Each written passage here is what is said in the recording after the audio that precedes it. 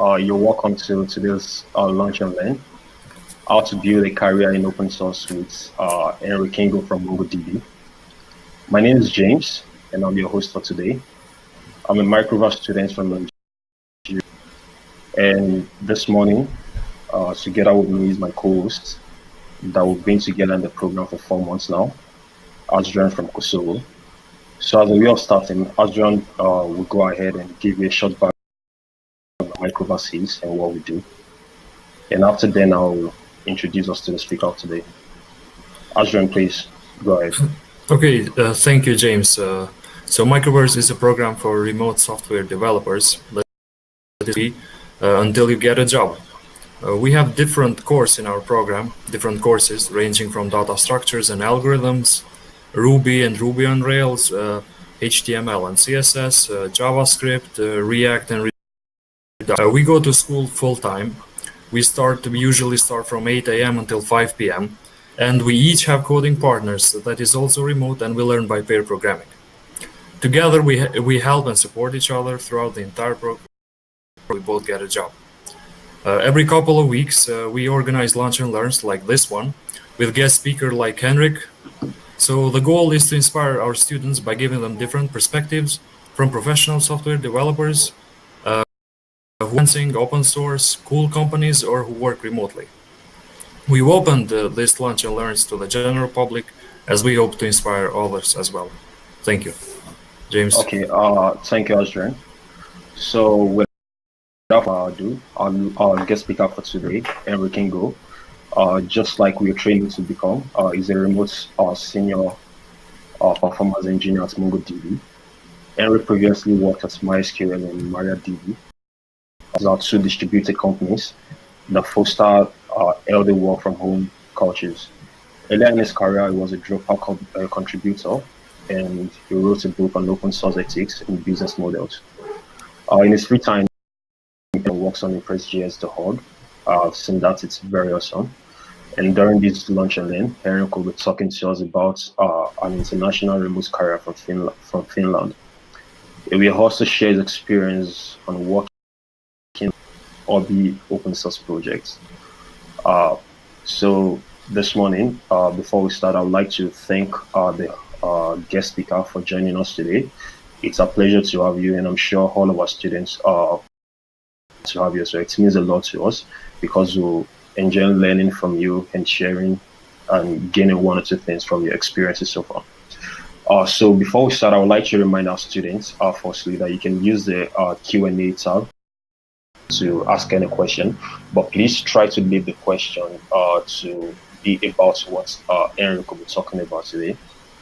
If you have any other questions regarding Microverse or any other thing, Lydia will be available, and you can always reach out to her and she will answer all of your questions.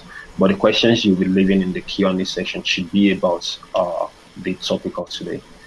So I'll just hand over to now. So Henrik, please go ahead. Thanks, James and Astrid. I'm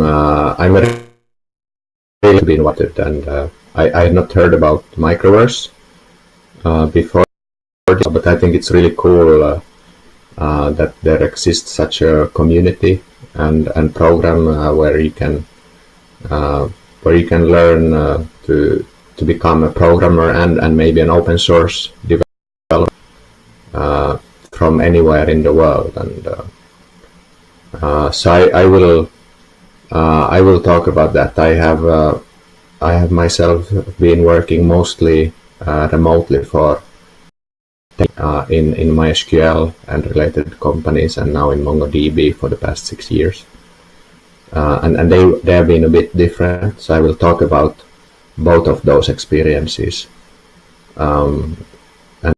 And I was told I shouldn't prepare any slides, so I didn't.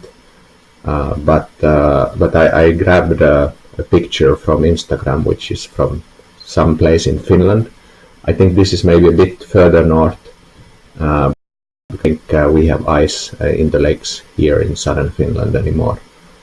But this is roughly what's happening in Finland nowadays, and I think this is part of the excitement of working remotely with other open source developers that we are in different places. So I can tell James had a fan in his room, so clearly it's much warmer where he is today. But we can still work together. One thing I was remembering when I was thinking about what to talk about, I was in elementary school, so this is early 90s, and we had a class or a subject called home economics, where you learn cooking and other like home economics topics, and an assignment to kind of create a portfolio of our life when we grow up to become adults. So people would maybe look at some magazine or brochure to show that what kind of house they wanted to live in and what kind of car they have, and then they would write about that. Maybe they would have a family with 2 kids and some pet and so on, what they would work in. And so I did that a bit differently, because I didn't copy any existing images, and we didn't use computers for this kind of task, so we like cut stuff out of paper magazines. But instead of doing that, I would actually draw my own house, and I imagined that I would be living in a big stock house out in the wilderness, and being an entrepreneur, maybe doing something related to tourism or something, but from this remote location I would have like a machine and satellite telephone, so I could run my business out of Lapland and maybe have guests or like tourists coming there, which I would guide around. And so all of this was before I had heard about internet, and even before people generally had mobile phones. Although my family, for example, actually had a phone that was attached to the car, so it was completely unimaginable. But I got really low grades for this work, like by my standards at least. I felt they were really low, because the teacher thought that this kind of life was completely unreal, and therefore wasn't like what I was supposed to be doing for this task. Yet now I sit like not by this lake that you have in the picture, but there is a lake in the town where I live, and I can sail around or have a swim and come back home to work out of my own home office in southern Finland, though, and not in Lapland, because it turns out one of my job is that I want to live reasonably close to the Helsinki airport, because it involves traveling internationally. So sometimes I think back to this teacher and say that I'm wrong, and I quite enjoy working like this. So so what have I done? I think I've been working with open source databases. So I'm very much a database expert, and I enjoy working with databases. Typically the topic and people who work with databases are maybe a bit more mathematical, and it's more about the algorithm, data structures, and there are often interesting performance and scaling problems with databases. So I have been working with those. If you think about, I understand you study full stack. You study to become full stack programmer. So if you think about a modern computing stack, actually we have evolved into an architecture which wasn't the case even 10 years ago. But today, to build scalable systems, all other parts of the stack are more or less stateless, or at least designed to be able to lose state. So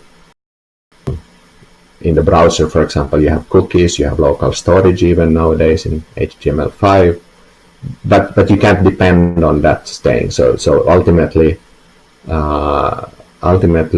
to save state, everything goes back to the database, and this makes your application servers and front end quite easy to scale and simple to write. But this just means the problem has to be delegated down to the database. And so then the question is, so how do we make a database highly available, and how do we not lose data in the database and take backups? And so all of these questions have to be solved at the database level, because the database is responsible for them, and we can't delegate it to everybody else. Those kind of questions is largely what I work with. And of course there are other questions in databases as well. For example, one of the innovative features of MongoDB has been to depart from the SQL language and use a more like object-oriented way to store data, which has been revolutionary. So it's also, there is a big user experience component as well, but I may be more focused on performance and high availability and robustness. So yeah, but I wanted to really talk about what it's been like working in open and working from home, and of course to some extent I also participate in open source on my free time, especially when I was younger and had more free time. So I will not talk so much about that, but my first experience contributing to an open source project was Drupal, and that coincided with the work I was in. So we needed a content management system, and I was tasked to research some and select one, and I selected Drupal, which at the time wasn't an obvious choice, because there was like 10 different and really there were maybe 100 different content management systems to choose from, and in hindsight I'm quite proud that I was able to pick Drupal, which then some years later was becoming the dominant one. So in parallel to that work, I also was setting up my own site for the book I had published, which was at openlife.cc, and it's still there. So doing this site personally, I ended up becoming a Drupal module contributor, and eventually I rewrote the URL. So I believe still today, if you use a Drupal site, the feature that if you post a URL, there is a feature that makes this into a clickable link, and this was my code. So that was my first contribution to open source. Now some years ago I even ended up contributing to Linux kernel, one patch, which in a way is cool, because I'm not really an open source, I'm not really like an operating system developer, but one of the interesting things about open source is that you can have also these contributions, because in my case we had a laptop where the webcam didn't work with Linux, but I was able to find some information of why it didn't work, and I could never have figured that out myself. Others had kind of poked at it and found what the problem was, but for some reason maybe they weren't so good at writing C, so they had not actually fixed the bug. So I said, well, okay, but this looks like an easy fix, like 20 lines of code, and then my webcam worked again. So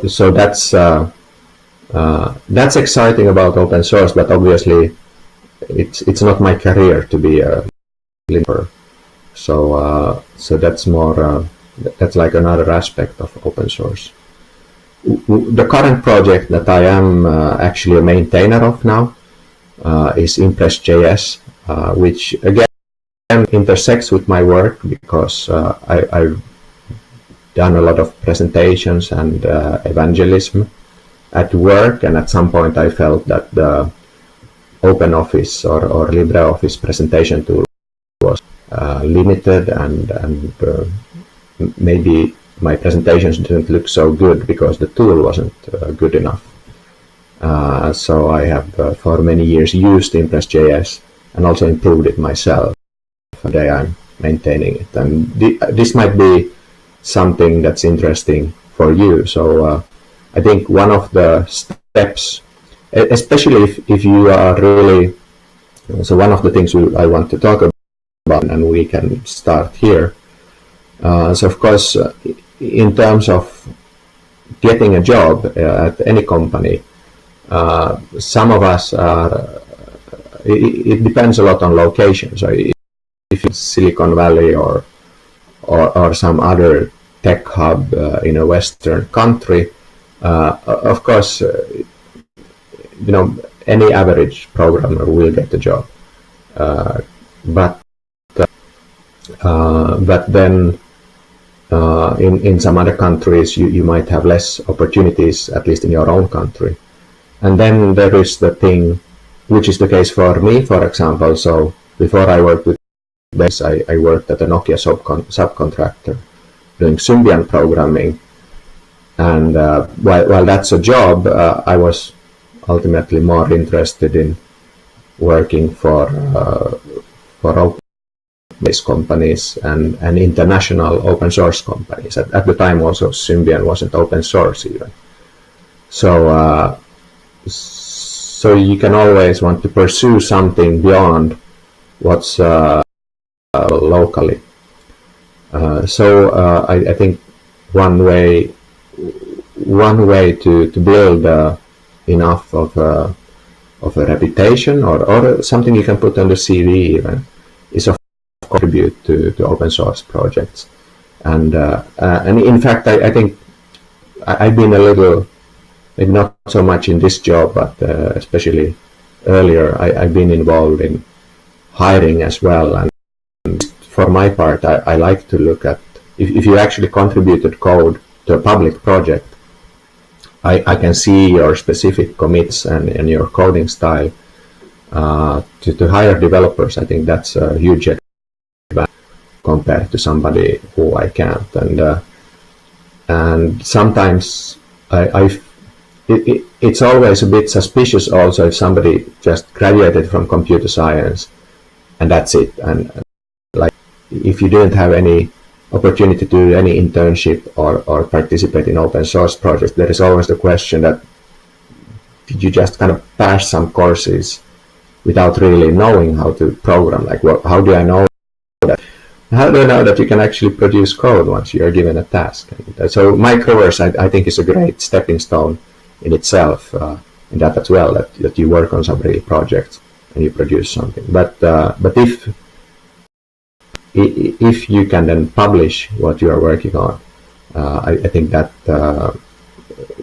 is even more powerful. That's always an advantage. So yes, if for a project I am maintaining Impress.js, and it is a very modular project, so you can add some small feature in a modular way without having to run all of it. But I do it on my free time, so it might take some weeks before I respond if you have a question or a pull request. So that's the kind of free time part. And then I want to talk about actually working for companies. So in my case, I left this Nokia subcontracting 11 years ago, when I was looking for something else, because subcontracting is a good way to get a job as a developer, but it's also kind of limited. You are given tasks and then you write code or test in my case, and that's pretty much it. And the more advanced jobs are always not at the subcontractor but on the client side. So so working at MySQL and MongoDB, which are product companies themselves, has certainly given me more opportunities to do interesting work.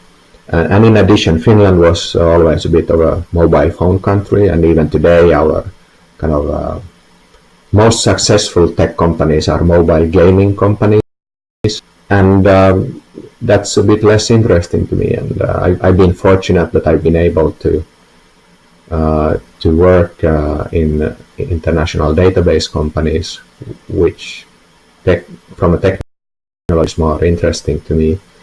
And I'm able to do so while still living in Finland, and I didn't have to move to New York, for example, where most MongoDB developers work in our New York office. MySQL, and there are open source companies who are like this. I suppose there are non-open source companies who might have this kind of model as well. MySQL was a distributed company, so I think about 80% of the staff, also sales and a lot of management staff, worked from home all around the globe. So the whole company was set up in this way, and still today. So now, if you graduate from Microverse and are looking for jobs, a lot of companies in the MySQL ecosystem have inherited this culture. So I have friends in Baltics and Russia and Ukraine who still develop various forks of the MySQL database. And looking for, if you are looking for this kind of work, working from home, of course, this is in many ways the best out, because the whole company is built, and all the meetings and everything are built around optimized for the experience of working from home, and communication by email or video conference or various chats. I guess Slack nowadays. In MySQL it was IRC. So everybody working from home is something. There are a lot of other interesting dynamics as well, where a disadvantage with the others. MongoDB, it's the other way, where MongoDB is a very office-based culture, and most for developers, for example, most of our developers are in New York. And for me to work out of Finland is an exception. And there are lots of exceptions, but still the processes are based on the idea that you come to an office in New York or somewhere else and there. So, for example, I don't ever expect to be promoted to manager in MongoDB. And I wouldn't want to either, because I wouldn't have the tools necessary to be a good manager. Then in the MySQL style of companies, managers also work from home, and it was normal, and the entire company worked that way. So definitely, if you are looking to work remotely, this is always a better option from this point of view, at least. I would say also, I've been about the same amount of time now in both, and even though in MongoDB, I would say my best friends in the database space still today are from the MySQL times, and in a company where we meet each other at the office, and you are exceptionally the remote employee, you always end up feeling a bit like an outsider. And in terms of doing my job, I get my job done well, and of course I communicate with people who work on the same project with me, but I'm more speaking about the kind of informal parts of job, like talking about politics or sports or how your family is doing and so on. So that's one thing. So the challenge for me, so I live in Finland. So one thing, of course, that companies consider in offering you a job is that they pay you a salary and in return something. So a company like MySQL and other distributed companies are very comfortable and experienced in hiring people anywhere in the world. So that's good. That means you are on equal footing on. So you're not like at a disadvantage to somebody who just happens to live in New York, for example. But in my case, and the challenge is that they are also aware of the cost of living and salary levels in different countries. So now if you look around Finland, of course, hiring a developer in the Baltics or Ukraine or Russia or in Eastern Europe, basically, is much cheaper than somebody in the Nordics. And in the Nordics, again, our salary levels are lower compared to Germany, France, and England. But still, from a MySQL point of view, and this is what in fact happened, most of the engineers were hired from Ukraine and Russia and other Eastern European countries. So I wanted to work for MySQL, and what can I do? So the one thing they do need to hire in other countries then is so-called field staff. So you need salespeople, which is not all, but you also need pre-sales engineers, which are the technical people who help in the sales process. And that's how I ended up doing a lot of presentations at conferences, but also to customers. And they need consultants and they need support engineers, technical service engineers. So if you live in a country like Finland, that might be a way to get into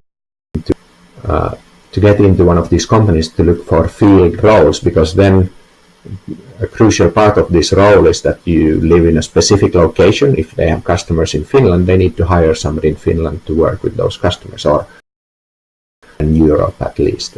In startups, of course, you don't have so many people and you end up traveling over a larger territory. My advantage is also that I was bilingual, so I speak both Finnish and Swedish, so I could basically cover almost all of the Nordic countries, where of course we speak a lot of English anyway in business setting.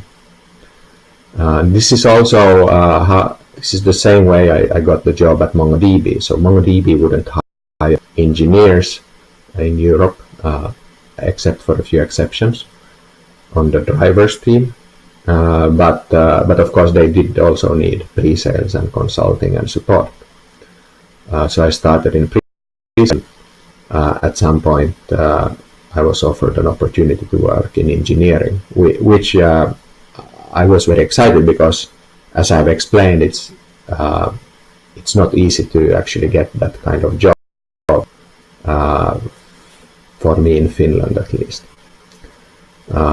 So of course, if you live in a country where salary levels are lower, so which is basically like Asia, all of Africa and Eastern Europe, and Southern America as well, then you have an advantage there.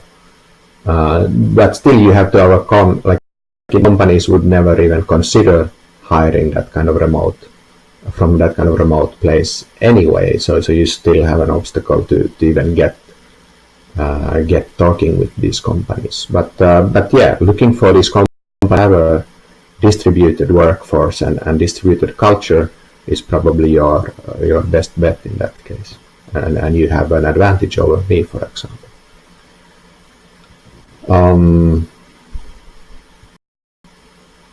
Yes. So the other way, though, in these kind of companies that are not primarily distributed, so my employer, for example,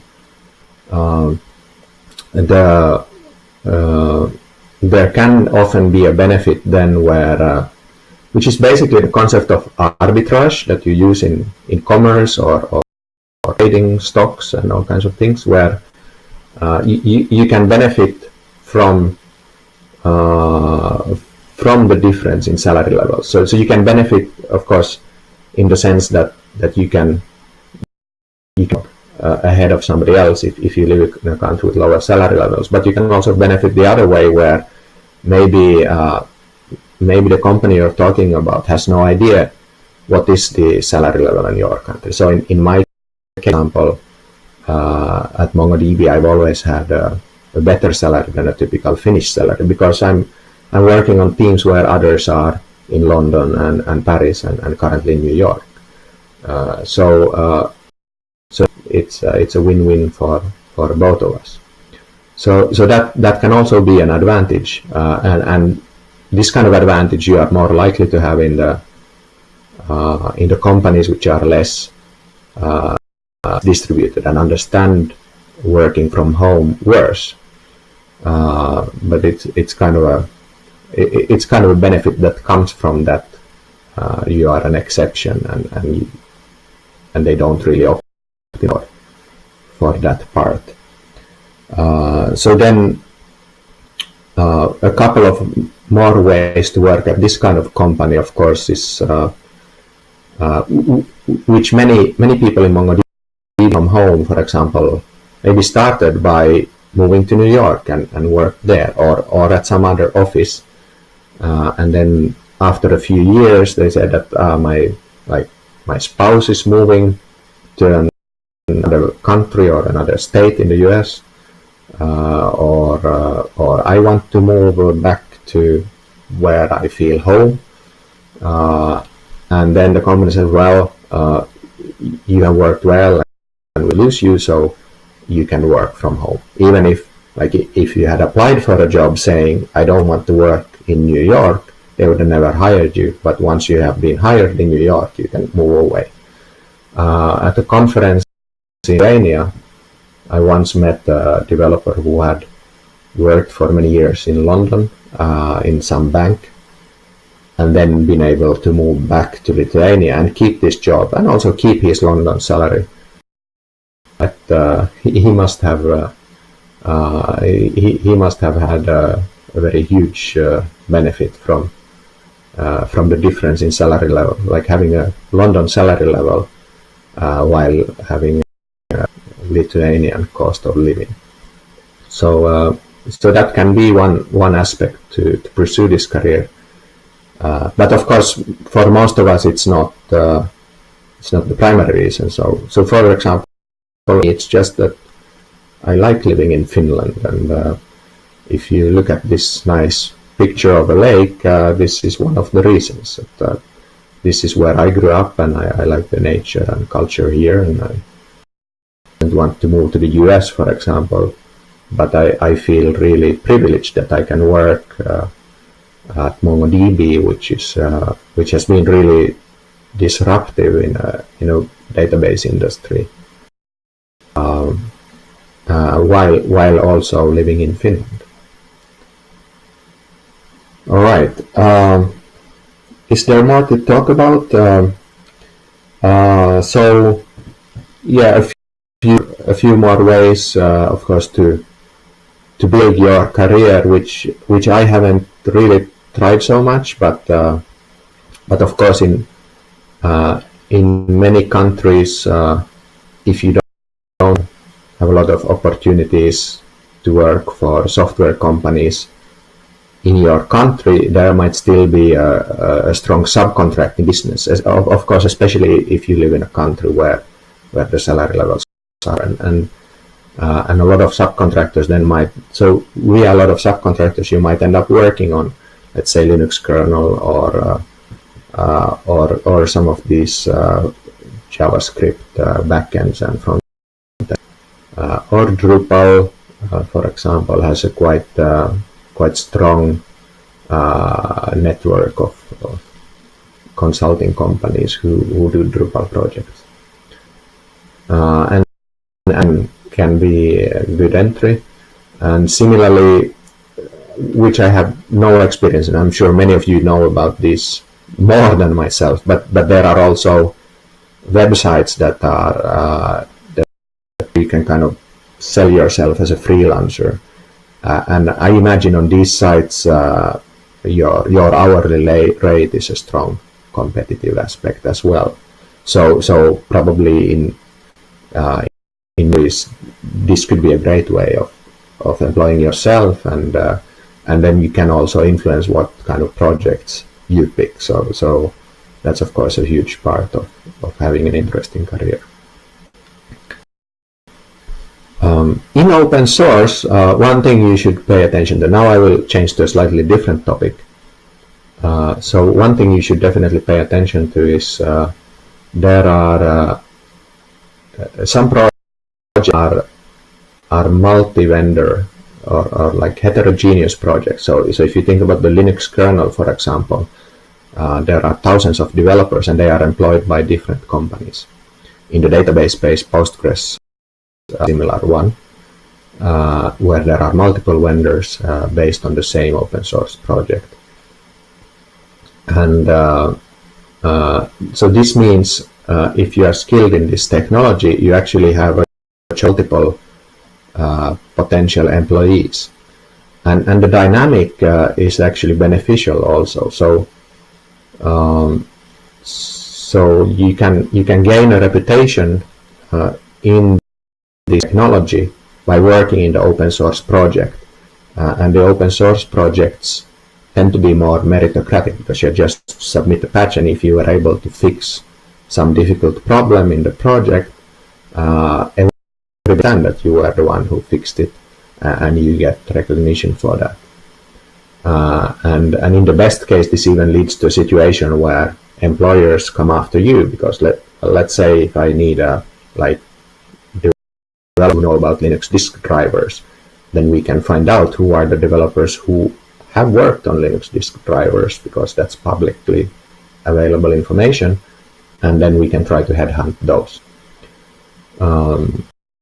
I have actually worked more on the other kind of projects, so both MySQL in my time and now MongoDB are single vendor open source products. So in the MongoDB case, all of the Mongo engineers work for MongoDB, and we get occasional, like I said, you can get these one-off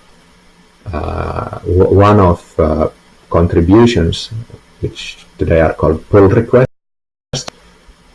and we do often accept those, but those are not people working full time on MongoDB. So to have a career in MongoDB, you have to work at MongoDB, and then in choice of what you can work on, and like I said, like getting promoted and so on, if I don't work in an office, my options are more limited.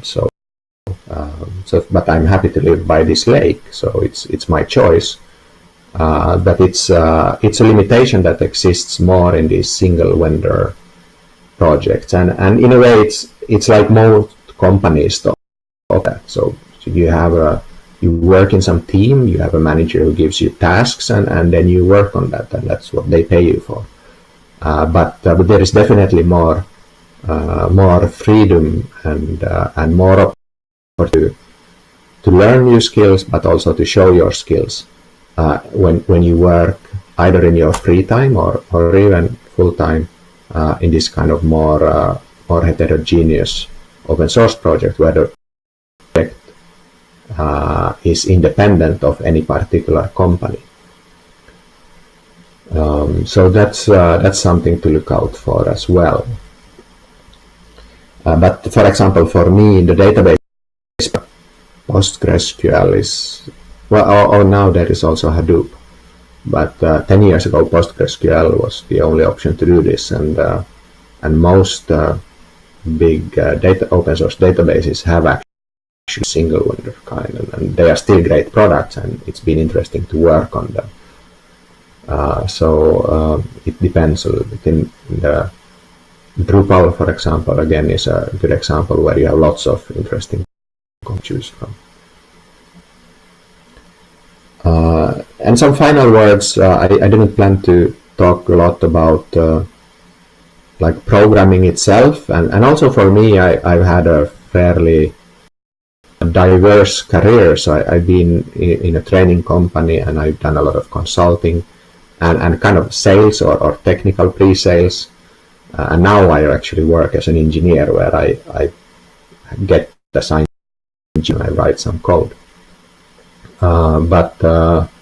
But working as a software developer and writing code, I once saw a TV documentary where they had found a recording of Beatles in a studio session, like just authoring new songs, composing new songs as a band, and they had recorded, and then these other musicians who were still alive were listening to Beatles working, and their observation was that, think about this, that it starts like any other band, composing a song, and you have a guitar and a keyboard and so on.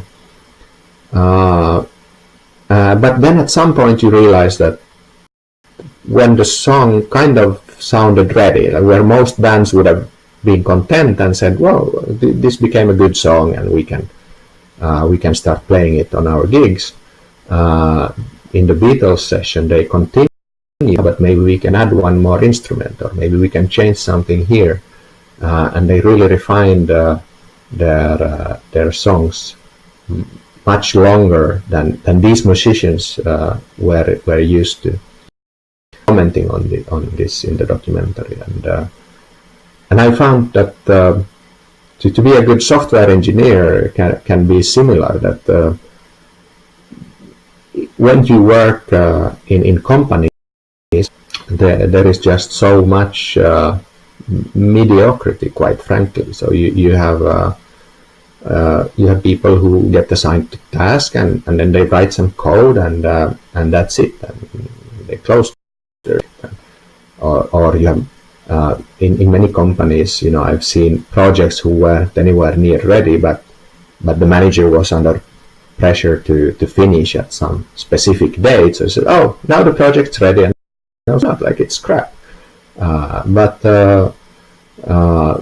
then these things get shipped to customers or put in production, and then later, of course, somebody has to fix them. So I often think about this Beatles documentary, that one piece of advice, if you want to be a good software developer, so just try to do your work well and complete. But it should be obvious that some things were incomplete, and if you just completed this work, it would have been much better software. And if, of course, often it's the manager who decide this, and I lose my argument. But if you can influence it, just say that, but we still need to do this, and then it's going to be much better. That's already a big same.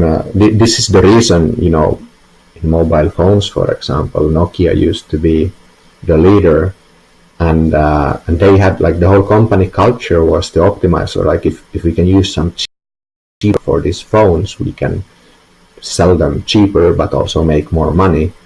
Or if, like, I worked for a manager who, remember, he had been in a meeting thinking that, if we make the cable for charging the batteries, if we make it shorter, we can save like millions, because they would sell hundreds of millions of phones.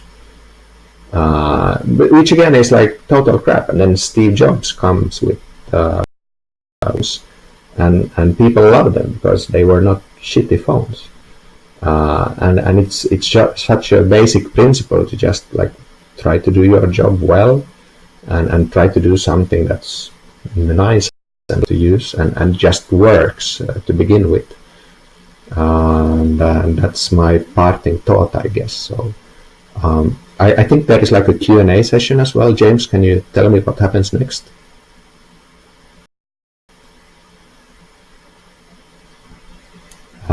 Can I see the Q&A here? Yes, there are lots of questions. I can see them myself.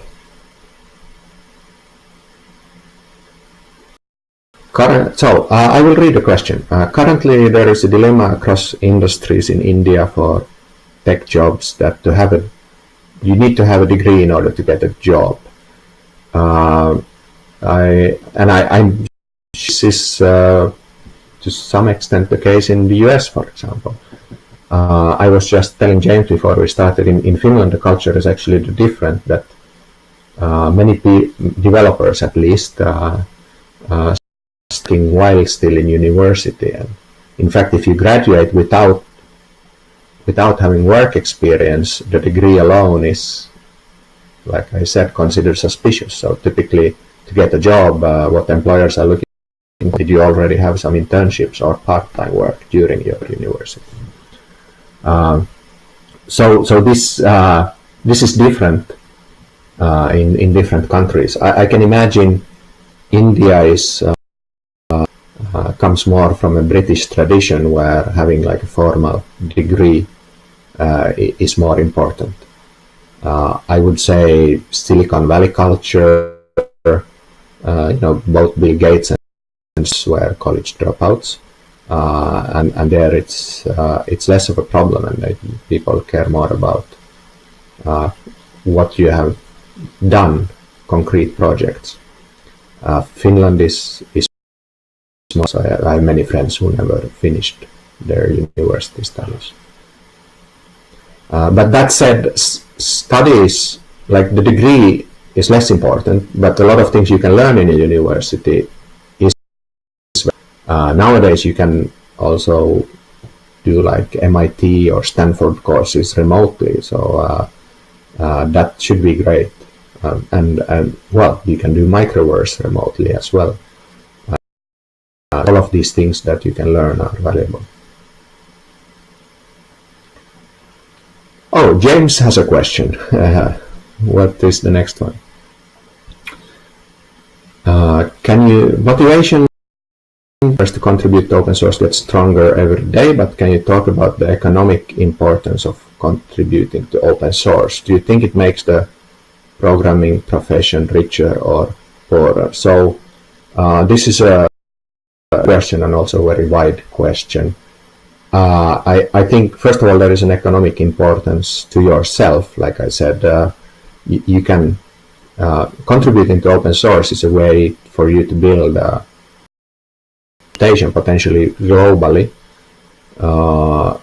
as a good developer, and there are, so for example, I have a Finnish friend who works in the PostgreSQL database and basically employed now at Pivotal to just do whatever he wants. Like he just continues to work on Postgres as an open source project, and Pivotal has other engineers who do like for Pivotal that some Pivotal manager decides. But this guy is so experienced that they kind of sponsor Postgres as well, and they trust that his work is valuable in general. But it's also for them to have an entry point. So if they need, if they have some question about Postgres, he's like their internal support, and he can help them to do the right coding style and submit their patches in the right way and so on. And this happens in Drupal and Linux and other big projects as well. You have people who just kind of work, they get paid by some company, but they can do whatever they want. Economically, 10 years ago, cloud computing was invented by Amazon, or at least as a public service that you could buy. And it would only have been possible with open source software. The idea that you can just deploy and tear down hosts and like Windows licensing or Oracle licensing would never have made it possible. And also installing something like the Oracle database is quite tedious anyway. It's not something you would expect to automate and do once a week or something, or every day like we do in testing. So I think definitely, open source has revolutionized the entire IT industry, which of course is of big importance globally. Okay, thank you, Henrik. I've collected also some questions from the Q&A. Yeah. This one is from Kevin. Sorry for not spelling your name right, guys. How we can start making pull requests to your impress.js project? Is there any pre-requirement? Right. I don't know if and this is probably typical of open source projects. For many years I have been the only developer, and it was created by somebody else. So I haven't spent a lot of time writing a beginner's how-to or something. So maybe the way to start is just to learn to use it first and create a presentation. Then you can understand how it works. There is no help there. That's also a filtering mechanism. So if you can figure out how it works on your own, then probably you are a good contributor. But in the README there is of course, installation instructions and tests. So if you can get it to work and run the tests, and maybe even create some tests for your new feature, that's already a good pull request. So I see all the pull requested. Okay, this one is from Alberto Patino. What is the biggest challenge specifically working for MongoDB when the army of developers is based on New York or working from Finland? For instance, working for Office, you can interact with colleagues and share thoughts all the time. Do you feel like distance at times? Yes, definitely. Usually, the people who are on my team, we arrange to have daily stand-ups and so on at a time where everybody is awake. So there is some logistical challenge with time zones, and we need to use video. Teams may not use video conferencing; they just have a stand-up, literally standing somewhere, and it's much more flexible. But that's usually not a problem. So it's not a problem working with the people who are. I definitely feel isolated from the rest of the company.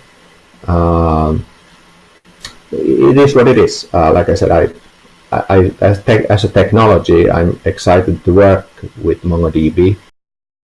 If you think about relational databases, they were invented like Oracle and IBM.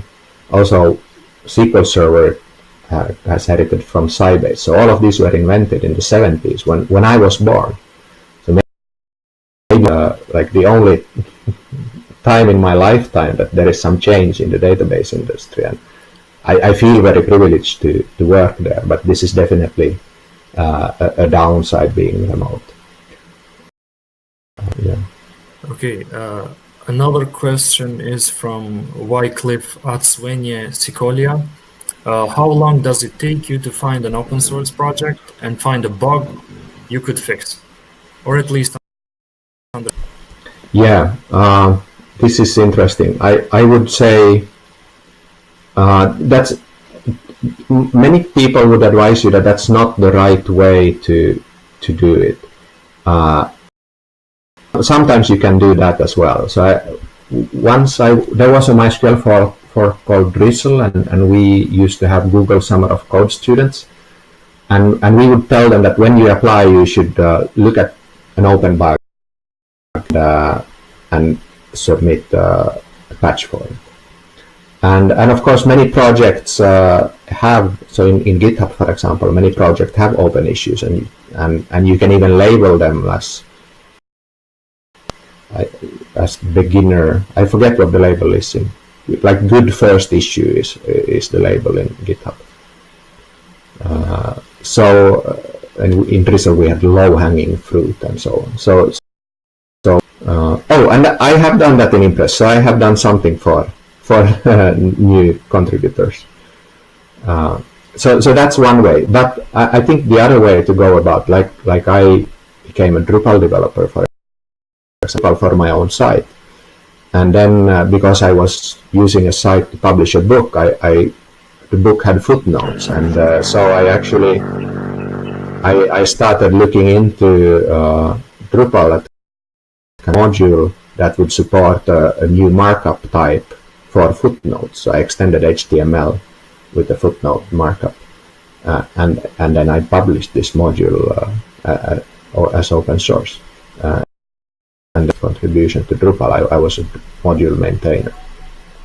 So I would say most successful open source contributions come from contributing to something that you have used yourself, and there is like a from yourself. But I should take that back a little bit. Like if you go and find, like somebody has filed a bug and you go and fix it, that will also be very appreciated. So if everybody just fixes things for themselves, that. Okay, thank you. Another question is from Ahmed. To build a career in open source, do you think it's better to concentrate on one project or to diverse on multiple projects? I don't know, honestly. I have focused on multiple projects. You study to become full stack engineer, so you naturally use a lot of different projects. But of course, to be full-time employed often means that you focus your time on something specific. When you work for a company anyways. So of course, sometimes you're a freelancer, or if you work for a small startup, and it might mean that you work on 10 different things. And that's valuable as well. If you are a type of person that can solve Linux kernel React bugs at the same time, for a startup, for example, that can be great.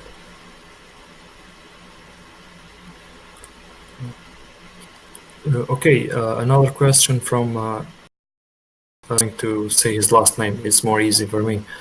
Is there a methodology you could use to find what you could contribute to open source? I think this already asked.